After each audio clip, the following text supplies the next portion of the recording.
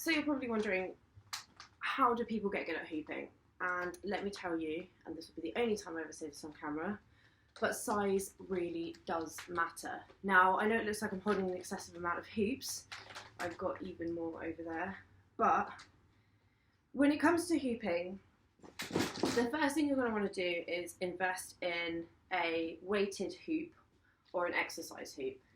Now, this is from Tiger. It's literally just a sectional exercise hoop. You can see it's got like ridges on it.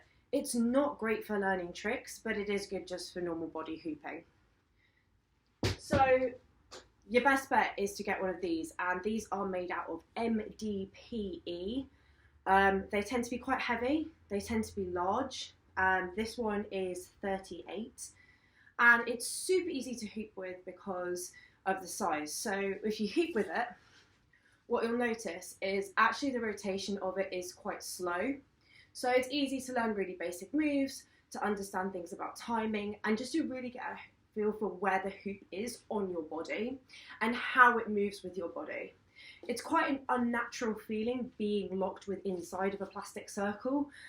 So definitely invest in one of these to start off with, and then you might want to upgrade into a slightly smaller sized hoop. Now, when you see people who are really good at hooping, or they've maybe progressed from beginner into an intermediate or advanced level, you tend to see them using hoops that are a lot thinner, a lot lighter as well. Now, this is just a cheap plastic hoop from Sports Direct. It works just as good as any Polypro. It doesn't fold down, it had water inside of it. I just used a screw to empty the water out. £4, done. If you wanted to invest in a Polypro, you'll be looking at spending a little bit more money. So this one here was about £25, and they're a little bit more flexible. So you can do a little more range of moves with them. And they also fold down as well, which is nice. One of the other things to bear in mind when it comes to choosing a hoop is an ideal size hoop will come to about here. The larger it is, obviously, the easier it is to do on-body moves, so anything where you're standing within the hoop. Also stuff that's on the elbows when you're transitioning between the elbows. And with this hoop, as you can see, it's slightly larger. It's also slightly heavier, and that's because it's actually got a reflective tape on it. And that's added significantly to the weight. So this hoop here is actually the same as this one here. It's just got a reflective tape on it, and as I said, it adds to the weight. A heavy hoop, slower rotation, slightly easier to do on-body stuff, a nightmare for doing off-body stuff. And the reason for that is because with a smaller hoop, you'll note this is probably a good way of explaining it, but you can see it's actually just the width of my arm, which means I have more range of motion. You can do isolations a lot more easier. Some of the more like illusionary tricks are significantly easier just because you're not stretching too far. It just works.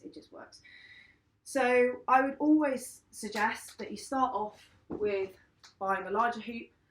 Don't spend more than £15 on it. It's not worth it.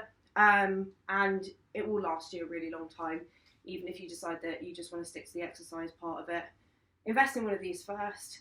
You'll probably come a bit frustrated with your lack of ability to do other moves. I mean, look at how big this is in comparison. Like, you're not going to be easily able to do a lot of off-body stuff with it. And then you probably want to upgrade yourself to something a little bit smaller.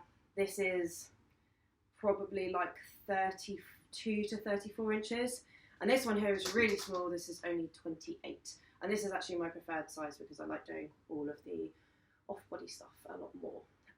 So anyway, I hope that really helps. If you've got any other questions, just let me know and I'll do my best to answer them. As I said, I've got loads of different types of hoops. I've used loads of different types of hoops and can answer a range of questions on all kinds of things. So anyway, hope you found this helpful. I'll see you in the next video.